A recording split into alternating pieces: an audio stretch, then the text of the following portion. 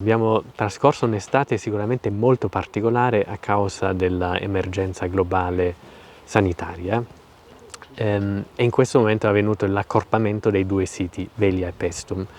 E nonostante questa condizione molto difficile abbiamo fatto un'esperienza bella, credo, nel rispetto delle norme di sicurezza, di anticontagio, anche grazie a Velia Teatro. Abbiamo a Velia addirittura aumentato le presenze, la fruizione sia di giorno sia di sera e il nostro sogno adesso è di riportare dentro, forse persino dentro il teatro antico di Velia, gli spettacoli, o almeno qualcuno in più rispetto a quest'anno, e di rinforzare ancora di più il legame con Paestum, dove abbiamo visto l'apologia di Socrate quest'anno in inglese, anche questo un grande successo con molte presenze, e dunque quello che emerge è che il teatro a Velia e a Paestum c'è una grande potenzialità di avvicinare le persone all'archeologia, ai beni culturali.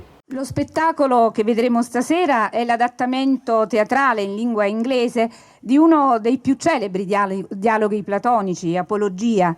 È il discorso pronunciato da Socrate, trascinato tra l'altro per la prima volta in tribunale, per la prima volta nella sua vita a 70 anni, il discorso con cui lui tenta di confutare i capi di imputazione e le accuse che gli furono rivolte.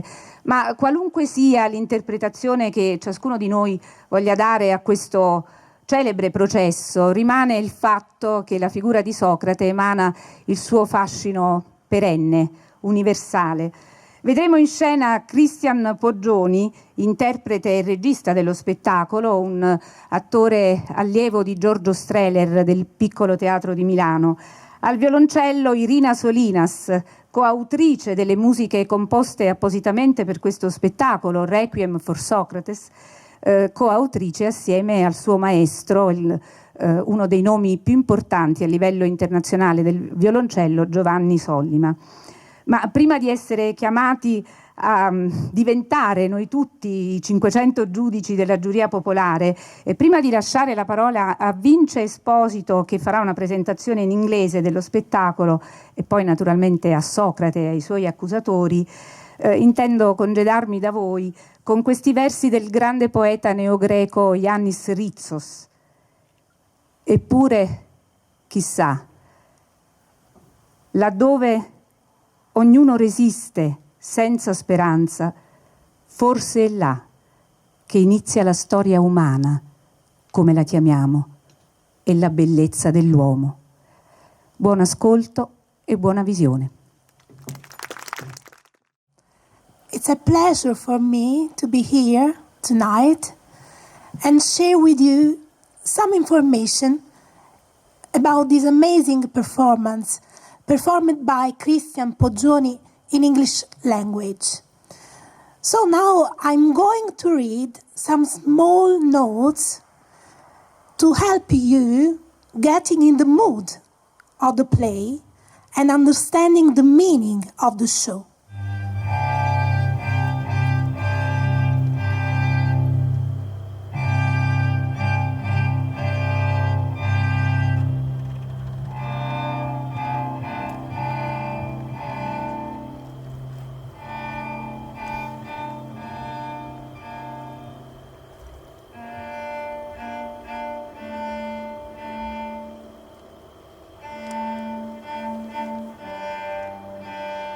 So, first of all, Athenians, I shall defend myself against the first false charges and the first false accusers.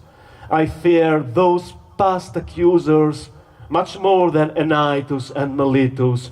Those past accusers who persuaded you that there is a certain Socrates who is a wise man and studies heavenly phenomena, investigates things under the earth, and turns the weaker argument into the stronger one. And they told you this when you were still children, at an age when you were most trusting. But the weirdest part is that it's impossible to bring any of them to testify here in the court. I must defend myself by fighting shadows. Well then, I shall defend myself and try to eradicate such ancient slanders from your minds in so short a time. Let this proceed as the God may wish. I must obey the law and make my defense.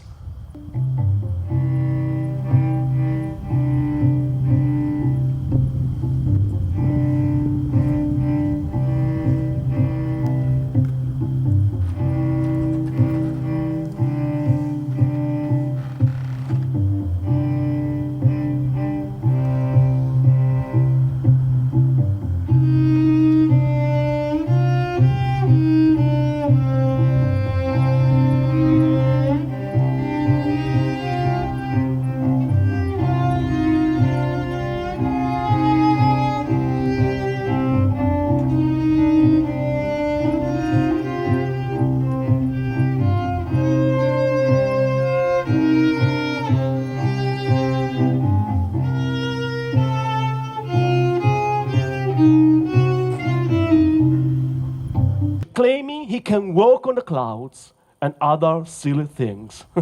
I don't speak in contempt of such knowledge, but I have nothing to do with such matters. I call upon you as my witnesses, you who have heard me speaking in the squares, and you are many. Has any one of you ever heard me conversing, either much or little, about such silly things? Who? Someone has also said that I try to educate people and get paid for it. That's not true either. It's noble to be able to educate human beings. People like Gorgias of Leontini, Prodicus of Zeus, Hippias of Elis all do it. I once met a certain Callias, the father of 2 sons, who paid some sophists more money than all the other fathers put together. So I asked him, Callias, if your sons were 2 colts, 2 young horses, we should pay a horse trainer who could take care of them and develop their equine virtues. Now, since your sons are human beings and not young horses, as I do hope, I say only 5 manas. Lucky him if he truly has such an art and teaches for so little money. I would be proud if I had this knowledge too, but I don't have it, gentlemen. Now, some of you might ask me, but Socrates, what's your occupation then? Where do all these slanders come from? For sure, they wouldn't have a reason unless you were doing something different from other people. This is a proper objection. Well, let me say, I've gained this bad reputation just because of a certain wisdom. Which kind of wisdom? A human wisdom, I suppose. And to prove what kind of wisdom, I'll show you a special witness. You all remember my friend Chaerephon, don't you? One day in Delphi, Chaerephon questioned the oracle. To reveal the oracle's reply, I had to go to all those people who were supposed to know something. Well, by Zeus, here's what they found out, Athenians. The more renowned the man, the less he seemed to know. The less esteemed the man, the more he seemed to know. Actually, after the politicians, I went to the poets, the ones who compose tragedies. Convinced I'd find myself more ignorant than them, I took their best works and asked what they meant. I'm ashamed to tell you the truth, Athenians. On the poets' works, almost all the listeners could explain the poets' works better than the poets themselves. So I thought, poets don't write from wisdom, but from a natural gift, inspired by a god, like the soothsayer who say good things but don't really know what they're talking about. And furthermore, just because of their poetry, poets were convinced they was the wisest of human beings in everything else too. So I left them as well, convinced I was superior to the poets for the same reason I was superior to the politicians. I finally went to the artisans, conscious of knowing nothing about their crafts, and convinced I defined the knowledge of many good things there. And I was right. They had the knowledge, I had not. But, gentlemen, our dear artisans suffered from the same fault as the poets. Angry with me and say, Socrates is disgusting, Socrates corrupts the young. But if anyone asks, what does he do? What does he teach? They have nothing to say, and so they repeat what's usually said against the philosophers, which is, Socrates investigates things under the earth. Socrates doesn't believe in the existence of the gods. Socrates turns the weaker speech into the stronger one. And since there were many of these accusers, were fierce and dangerous, they have filled up your ears with strong slanders against me for a long time. And this is why Meletus today is attacking me, and Anytus and Lycon. Meletus is irritated on behalf of the poets, Anytus on behalf of the artisans and the politicians, Lycon on behalf of the orators. I'm speaking the truth, men of Athens, hiding nothing. And this is why I'm hated too. But this hate is nothing but more proof that I'm speaking the truth. Well, as regards my first accusers, this is enough. I will try to defend myself against Meletus now, the good and patriotic man as he defines himself, and against more recent accusers. Meletus, come here, Meletus. Take your place at the accuser's stand. This way, Meletus. È stato uno spettacolo davvero interessante, emozionante.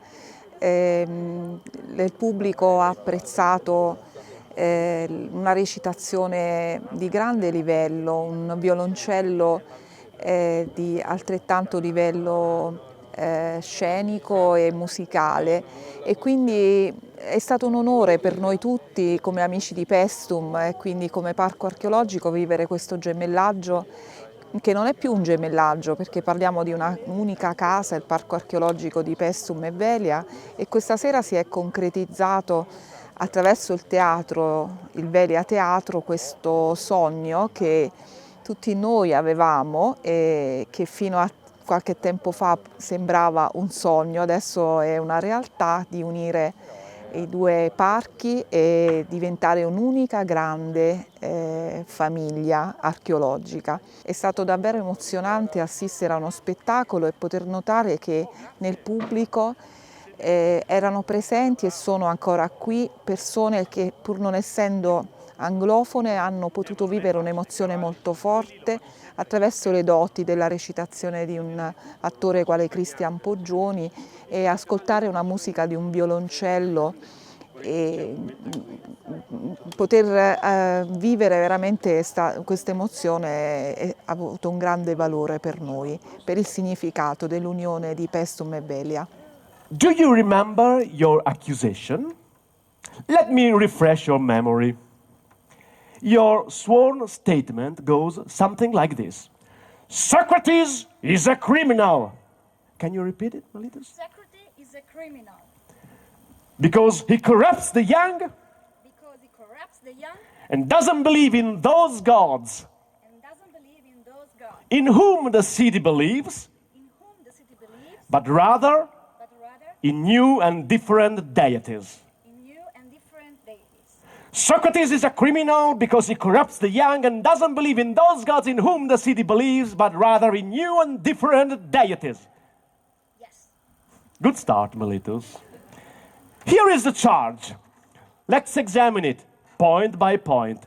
Miletus claims that I'm guilty of corrupting the young, and I claim the guilty one is Miletus. He's guilty of making jokes about serious matters. He's guilty of easily dragging people to trial, pretending to be seriously concerned about subjects he has never considered before. And right now, I'm going to prove this is exactly how it is.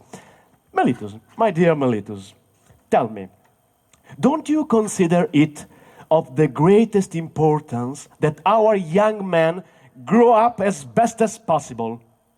Of course. Now, tell us then, who is capable of educating young men? You obviously know, since you consider it of the greatest importance. Indeed, you have brought me to trial because you have found out that I corrupt them. So, who is capable of educating the young? Let us know who it is. You don't know what to say, do you? Miletus, aren't you ashamed? But this is proof of what I said. You have never cared about the young, have you?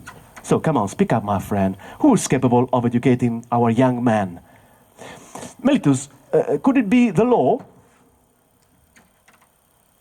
The law, a good law? Yeah. But that's not what I asked. I'm asking, who is the man capable of educating our young men, and who also, of course, knows our laws well? Could that man be a judge? Judges are able to educate young men, aren't they? They're judges? But all of the judges or only some of them? I would say all of the judges. And then, what about the rest of the audience over there? Are they also able to educate the young or not? Look, they've come here to listen to this trial. This means they are interested in city affairs, in public life. Therefore, they certainly set a good example for the young, don't they? And the councilmen, are they also a good model for a young or not? Yes. A councilman, yes, sure. But there must be somebody who corrupts the young. Maybe the assembly members do it? No, I would say no. So, apparently, except for me, all Athenians make our young noble and good. It's me alone who corrupts them. Am I not? Yes. What a villain is this Socrates. You did right to bring him into trial. But Miletus, one more thing. Does this also apply to horses? I mean, are all citizens capable of making horses perform better, and is only one citizen capable of spoiling them? Or, on the contrary, are horse experts few? Whereas most of the citizens, if they try to train horses, will damage them rather than improve them. Isn't this true, Miletus? This is definitely true, whether you admit it or not. And our young would be very lucky if one person alone in Athens, namely Socrates, could corrupt them. Do you understand, Miletus? Miletus, you have clearly demonstrated that you have never had any concern for our young, and you don't care at all about the topics for which you have brought me to trial. But let's go further, Miletus. Tell me, do you think it's better to live among good or wicked, bad fellow citizens? It isn't difficult. Don't wicked citizens do some harm to people close to them, whereas good citizens benefit them?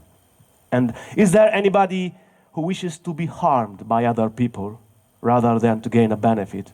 Now, do you accuse me of corrupting the young intentionally or unintentionally? Intentionally. Yes. And I certainly don't fear something that could even turn out to be good.